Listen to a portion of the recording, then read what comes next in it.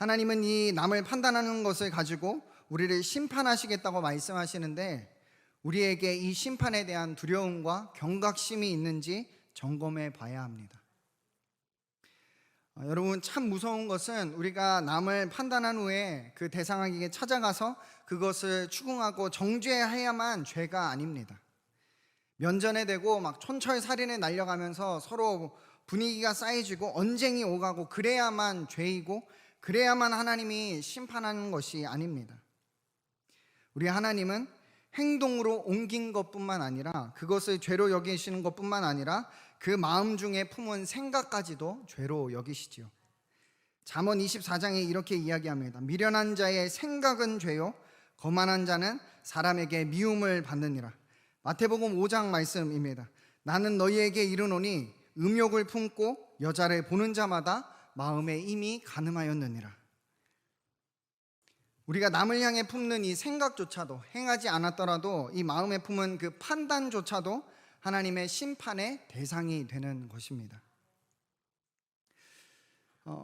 하나님이 이렇게 말씀하시고 또 생각하신다면 실질적인 우리의 모습을 한번 돌아보실까요?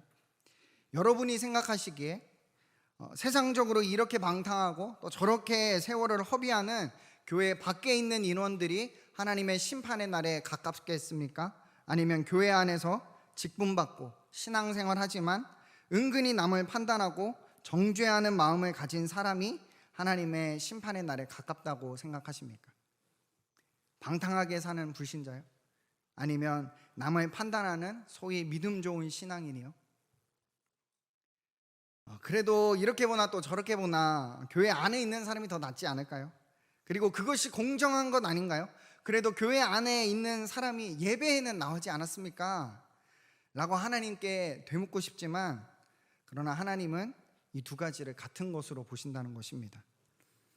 그래서 로마서 1장은 교회 밖에 있는 안 믿는 그 사람들을 향해 하나님을 영화롭게 하지도 않고 감사하지도 않는 너희에게 하늘로부터 하나님의 진노가 있을 것이다, 이렇게 이야기한다면, 우리 반대로 로마서 2장에서는 예수 그리스도로 복된 소식을 믿는 그 성도들을 향해 바울이 이야기합니다. 너희는 스스로 굉장히 의로운 줄 착각하고 또 하나님의 계명을 지킨다고 하면서 남을 판단하는 사람아, 그러면서 오늘 본문 3절에 바울이 이야기합니다. 너 이 사람아, 네가 하나님의 심판을 피할 줄로 생각하느냐? 판단하는 그대는 하나님의 심판을 받게 될 것입니다, 바울이 이야기하고 있습니다. 지금 로마서 1장이나 2장이나 또 복음을 안 믿는 사람이나 소위 믿는다고 말하는 사람이나 동일한 자리에서 하나님의 심판을 받게 될 것이라고 이야기합니다. 뭘 하게 되면요? 남을 판단하게 되면요. 우리에게 굉장히 무섭고 중요한 말씀입니다. 여러분, 우리가 이 문제에 얼마나 무방비하게 놓여져 있습니까? 얼마나 이 문제를 그냥 대수롭지 않게 여기고 지나갑니까? 그 사람은 그래서 안 돼, 저 사람은 저게 제일 문제야. 우리가 얼마나 쉽게 남을 판단하고 정죄하고 있습니까? 지금 하나님은 이 문제를 가지고 안 믿는 사람과 교회 안에 있는 사람들을 동등하게 놓고 심판에 대해서 이야기하시는데, 저와 여러분 안에 이 심판을 향한 두려움과 경각심이 있습니까? 다른 일을 판단하지 않기 위해 애쓰는 모습이 우리 안에 있는지를 우리가 돌아봐야 하겠습니다. 이 시간 간절히 바라기는 이 예배를 통해 우리 자신의 내면의 모습이 생각나고 정말 실질적인 우리의 사건들이 떠올라서 낱낱이 깨닫고 까발려지는 시간이 되기를 주의 이름으로 축복합니다. 우리가 그래야만 하는 이유는요, 우리의 영을 아름답게 가꾸기 위해서는 지금 나의 모습은 어떠한가 거울을 보는 것에서 시작되기 때문입니다. 내 현 주소를 보는 거에서 이 영적인 성장이 시작되기 때문입니다. 이 말씀을, 이 메시지를 누가 들어야 하는데, 저 권사님이 들어야 하는 데가 아니라 오늘 저와 여러분을 향한 하나님의 외침이 들리는 은혜가 있기를 간절히 기도합니다. 그런 여러분들께 묻습니다. 여러분, 저와 여러분은 지금 판단하지 않기 위해 몸부림치고 계십니까? 그런데 이런 남을 판단하지 않고 또 정죄하지 않는 것이 아무리 생각해봐도 너무너무 어려운 일입니다. 이것이 정말 현실적으로 가능한 일일까? 할 수 있을까 싶을 만큼 어려운 일입니다. 그만큼 우리 안에 이 판단하는 것이, 정죄하는 것이 익숙해졌기 때문입니다. 그렇다면 어떻게 해야 우리가 이 판단하는 죄의 습성을 끊어낼 수 있을까요? 오늘 우리가 그것에 대해서 함께 알아가 보려고 합니다. 그 죄의 습성을 끊어낼 수 있는 그 첫 번째는 하나님의 영역임을 우리가 알아야 합니다. 오늘 본문에서 바울이 이야기하는 이 판단하다의 원어적인 의미를 보면 이 단어는 결정하다, 구별하다, 언도하다라는 뜻으로 많이 쓰이는 단어입니다. 그 말 뜻을 보자면 내가 누구를 판단한다라고 하는 것은 다른 사람을 내가 결정한다 하는 말과 동일한 말입니다. 그 사람은 그 그룹에 속하기에는 부족해 하면서 내가 남을 결정하는 것이죠. 구별한다 하는 뜻도 마찬가지입니다. 그 사람이랑 나를 같은 사람으로 보지 마라. 그 사람이랑 나는 구별된 다른 사람이야. 남을 나랑 지금 구별해 놓는 것이죠. 언도하다라는 그런 뜻 역시 마찬가지입니다. 재판장이 법정에서 재판을 내리고 최종 판결을 내리는 것을 의미합니다. 오늘 본문에 쓰인 이 판단하다의 단어의 뜻 자체가 내가 누구를 규명하고 규정하고 재판장처럼 내가 그를 결정해버리는 존재가 되는 것입니다. 그런데 하나님은 이 결정하는 것에 진노하시는 겁니다. 우리가 다른 일을 판단하는 것, 같은 말로 결정하고 재판하는 것을 하나님이 보시고는 우리를 심판하시겠다 말씀하시는 겁니다. 왜 그렇지요? 이 판단하고 결정하고 심판하는 것이 누구의 몫이기 때문이지요? 하나님의 몫이기 때문입니다. 잘잘못을 따지는 건 우리의 영역이 아니라 하나님의 영역이기 때문입니다. 그래서 이것이 하나님 앞에 교만인 것이고 월권인 것이고 하나님을 향한 도전이 되는 것입니다. 하나님의 권한을 넘보는 것이죠. 더 나아가서 그 에덴의 때와 같이 하나님과 같이 되려는 죄를 범하는 것입니다. 그것을 먹는 날에는 너희 눈이 밝아져서 하나님과 같이 되어, 이 판단하는 것이 하나님과 같이 되려는 하나님을 향한 도전이라는 것입니다. 그래서 로마서 14장에서는 이렇게 이야기합니다. 우리 로마서의 말씀을 같이 한번 읽어보실까요? 시작. 믿음이 연약한 자를 너희가 받되 그의 의견을 비판하지 말라. 그의 의견을 판단하지 말라라고 이야기합니다. 제가 읽겠습니다. 남의 하인을 비판하는 너는 누구냐 대체. 그가 서 있는 것이나 넘어지는 것이, 여기서의 그는 종의 주인을 말합니다. 종의 주인이 서 있는 것이나 넘어지는 것이 자기 주인에게 있음에 혹시라도 그가 넘어졌으면 세움을 받으리니 이는 그 종을 세우시는 권능이 주께 있음이라. 종의 주인에게 있음이라. 주인이 알아서 세울 것이다 이야기합니다. 여러분, 이게 무슨 말씀입니까?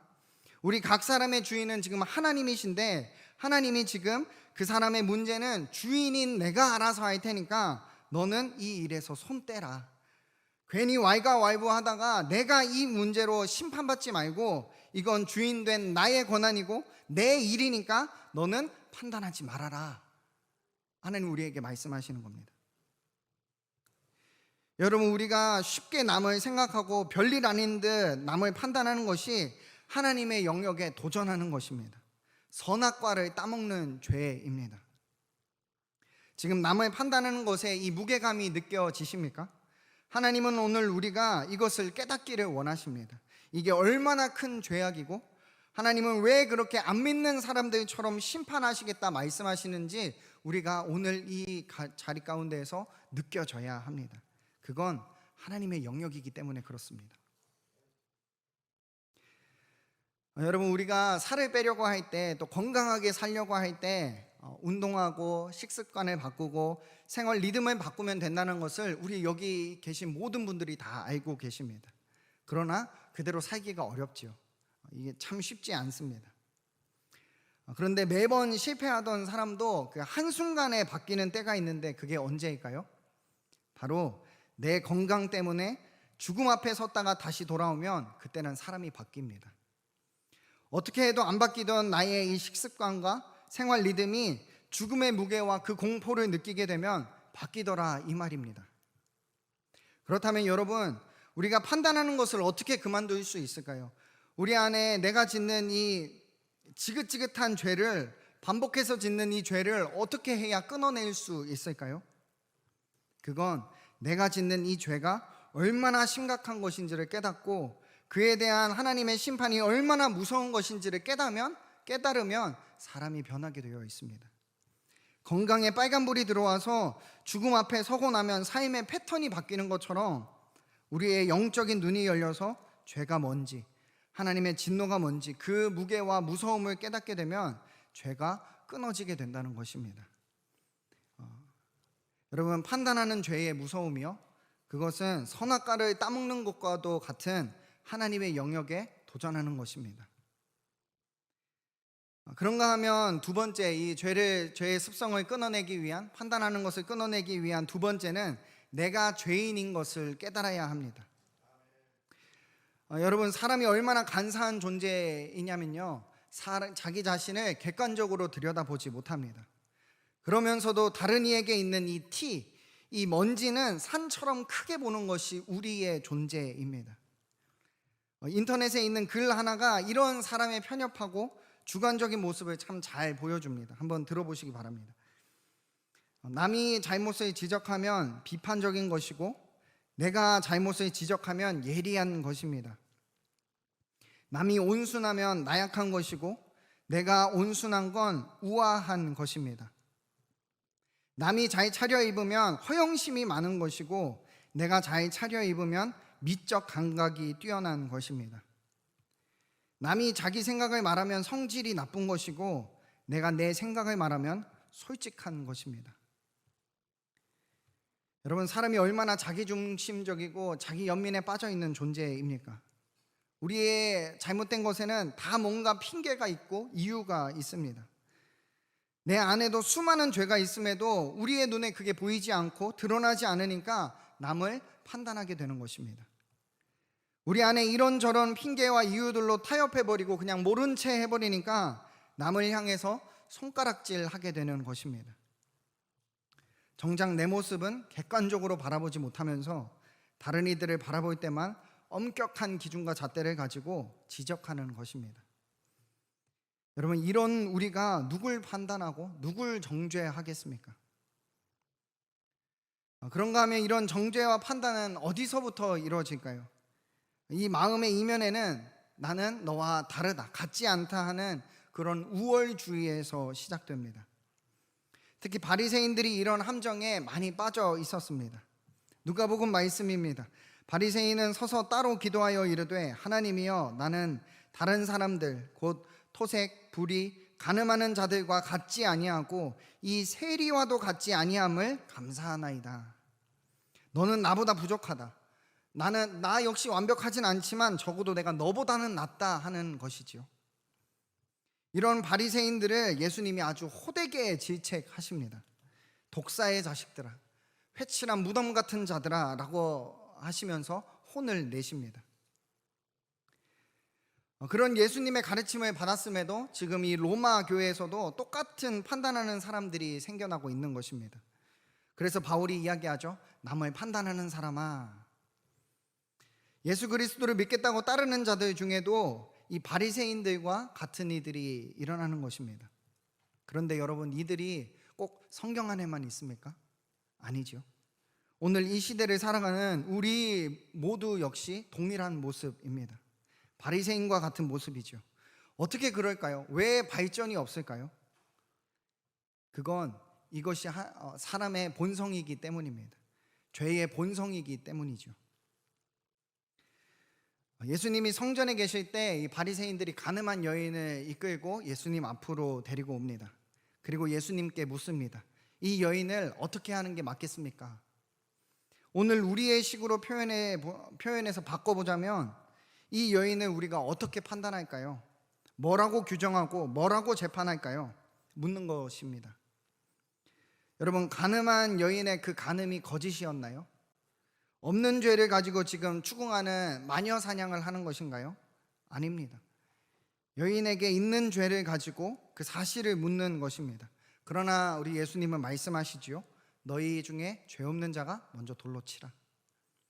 비록 가늠한 여인은 죄가 드러나서 지금 이 자리에 엎드려 있지만 드러나지만 않았을 뿐 이미 돌을 쥔 그 자리에 모든 이들이 똑같은 가늠한 죄인들이기 때문입니다. 어느 누구도 판단하고 결정하고 재판할 수 없는 것이죠. 여러분, 이 일에 어찌 우리만 자유하겠습니까?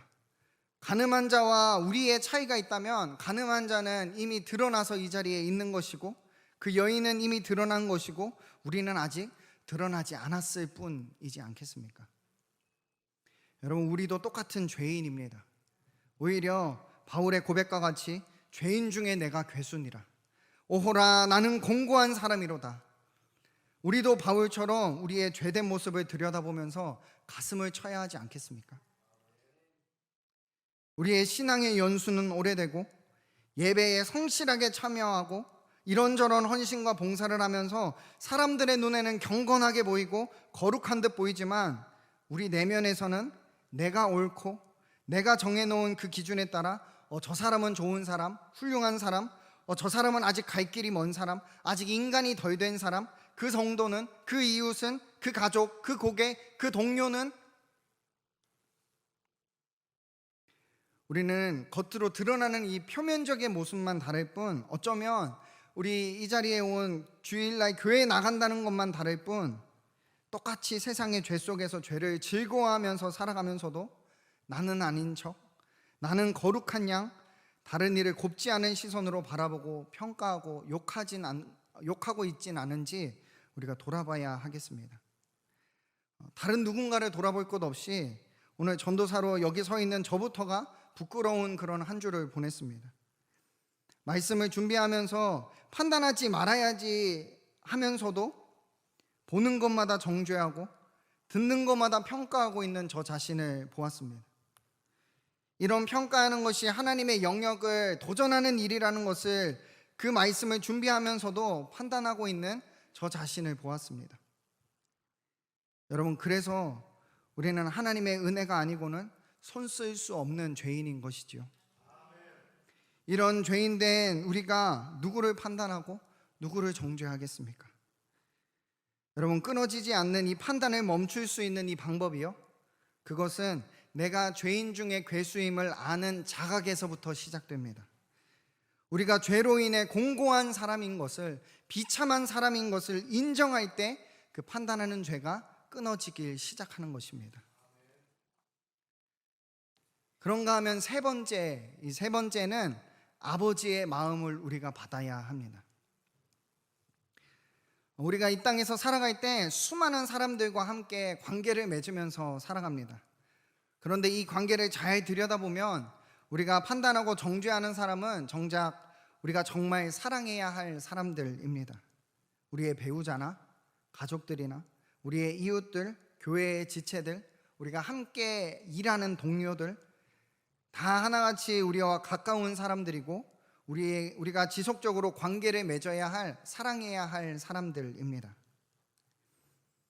그들과의 관계에서 무언가 트러블이 생겼을 때 우리가 그들을 판단하고 정죄하는 것이죠. 사실 관계가 좋을 때는 그들이 무엇을 해도, 어떤 잘못을 해도 이쁘게 보이고 사랑스럽게 보입니다. 그러나 가까운 사람과의 이 관계에 틈이 생기고 균열이 가는 것에서부터 사탄은 우리에게 판단하고 정죄하는 마음을 불어넣으면서 공격을 시작합니다. 그렇다면 우리가 이 판단하고 정죄하는 것을 멀리하려 하고 또 경계하려 한다면 나와의 관계가 틀어지고 문제가 생긴 이들에게 우리의 시선이 향해야 합니다. 그리고 그 사람들을 향한 사랑하고자 하는 우리의 노력이 필요하겠죠. 그렇다면 이 관계가 틀어진 이들을 사랑할 수 있는 이 방법은 어디에 있습니까? 그것은 우리가 다 알고 있다시피 하나님 안에 있습니다. 우리 안에는 그들을 품을 수 있고 사랑해낼 수 있는 힘이 없습니다. 우리의 이웃을 사랑하는 그 힘도 하나님 안에 있습니다. 아멘이시지요? 그래서 우리가 하나님 아버지의 마음을 받아야 하는 이유입니다. 누가복음 15장에는 잃어버린 아들의 비유를 우리가 잘 알고 있습니다. 이 예수님이 바리새인들과 서기관들에게 하시는 비유이지요. 이 비유의 첫 시작은 한 아버지에게 두 자녀가 있다는 것에서 시작합니다. 한 자녀가 아닌 두 자녀가 있다는 것에서 시작합니다. 막내인 이 둘째 아들이 아버지의 유산을 미리 땡겨받아 와서 먼 나라에 가서 허랑방탕하게 살다가 그 재산을 모두 다 쫄딱 망하게 됩니다. 그리고는 굶어 죽겠다 싶을 때에 염치불구하고 아버지를 찾아가지요. 그 탕자를 기다리던 아버지는 이 둘째를 향해서 성대한 잔치를 열어줍니다. 이야기가 여기까지만 있다면 이 비유는 그냥 한 아들이어도, 한 아들을 가진 아버지여도 괜찮을 것입니다. 그러나 두 아들의 아버지인 이유가 이 다음부터 나옵니다. 이 잔치에 대해서 첫째 아들이 불만을 품습니다. 아니, 아버지의 재산을 다 버리고 온 이 동생 같지도 않은 이 페류나를 위해서 아버지 잔치를 열어주십니까? 지금 첫째 아들은 둘째의 잘못에 대해서 이야기하면서 아버지에게 불만을 표출합니다. 그가 따지는 내용이 잘못된 내용이 아닙니다. 구구절절 다 맞는 이야기 하죠. 명백한 사실의 근본에서 그것을 바탕해서 판단을 이 첫째가 합니다. 정당합니다. 그럼 판단을 하고 정죄를 하는 게 정당하게 보입니다. 로마서 1장의 대상과 같이 이 비유에서 둘째 아들은 세상에서 예수님 없이 방탕하게 살아가는 믿지 않는 이들을 비유합니다. 그런가 하면 이 둘째 아들을 정죄하고 비판하는 첫째 아들은 오늘 로마서 2장의 말씀과 같이 오늘 우리의 모습을 나타내고 있습니다. 사실이라는 명목으로 다른 이들을 판단하고 정죄하기를 서슴지 않는 우리의 모습과 동일합니다. 둘째가 아버지의 재산을 받아서 방탕하게 살다가 염치 없이 돌아온 것 사실이죠. 우리가 누군가를 판단하고 정죄하는 사람 역시 분명한 그런 명분과 이유가 있을 것입니다. 그러나 오늘 예수님이 말씀하시는 건 두 아들 모두를 다 잃은 아버지다라고 이야기하고 있습니다. 그러면서 이 비유의 마지막 구절 32절에 우리가 받아야 할 이 아버지의 마음이 나타납니다. 우리 누가복음 15장 32절의 말씀 같이 한 목소리로 함께 읽어보실까요? 읽겠습니다. 시작. 이 내 동생은 죽었다가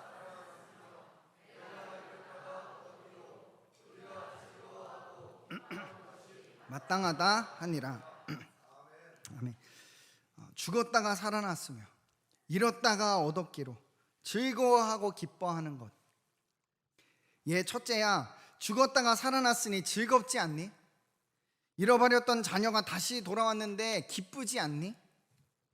이것이 우리 아버지의 마음입니다. 관점 자체가 다른 것이죠. 지금 첫째 아들은 사실을 바라보고 그 동생의 허물을 바라볼 때 우리 아버지는 그의 영혼을 바라보는 것입니다.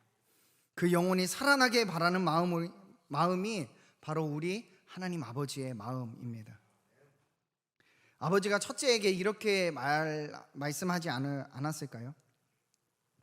첫째야, 둘째 녀석이 욕먹기 마땅했고 정죄받을 만한 행동 분명히 했더라도 혼내는 건 내가 나중에 혼내킬 테니까 너만큼은 아끼고 사랑해줘라. 구별하고 규정하는 건 그만두고 같은 가족으로서, 형제로서 이 영혼이 살아나는 것을 위해 너의 마음을 쏟아줘라. 이렇게 말씀하시지 않았을까요?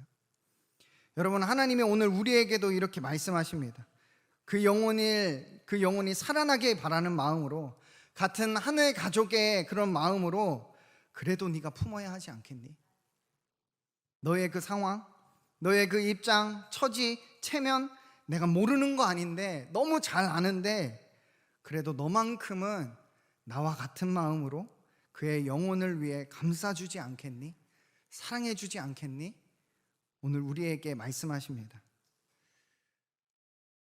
우리 안에 이런 아버지의 마음이 있으면, 그래서 그 영혼이 살아나게 바라고 내 자식, 내 부모가 잘 되게 바라는 마음으로 같이 그 영혼을 바라본다면 우리가 어떻게 판단하고 어떻게 사실에 따라 비판하고 정죄할 수만 있겠습니까?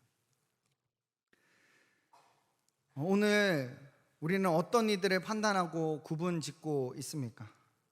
또 어떤 이들을 우리의 재판대 위에 올려놓고 우리의 정의와 기준으로 규정하고 있습니까? 이 판단하는 것을 끊어내기 위해 우리가 치열한 발버둥이 필요합니다.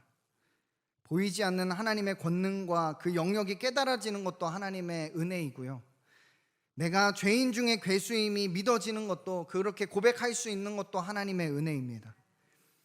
아버지의 마음을 품고 손가락질과 이 신랄한 비판 대신 그 영혼이 살아나고 성장하길 바라는 이 사랑의 마음을 품을 수 있는 것도 말 그대로의 하나님 아버지의 마음이 필요합니다. 그래서 그 은혜를 누리기 위해 우리가 기도의 자리에 힘써야겠습니다. 이 판단하는 자에게 하나님의 심판이 있을 거라는 엄중한 선포 앞에 우리가 이 무거운 죄를 끊어내기 위해 말이 앞서기보다 기도가 앞서야 될 것입니다.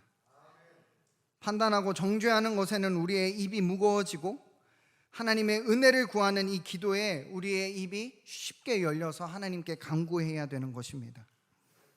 여러분, 기도는 상황을 바꿀 힘도 있고요, 너를 바꿀 힘도 있는데 가장 먼저는 내가 바뀝니다.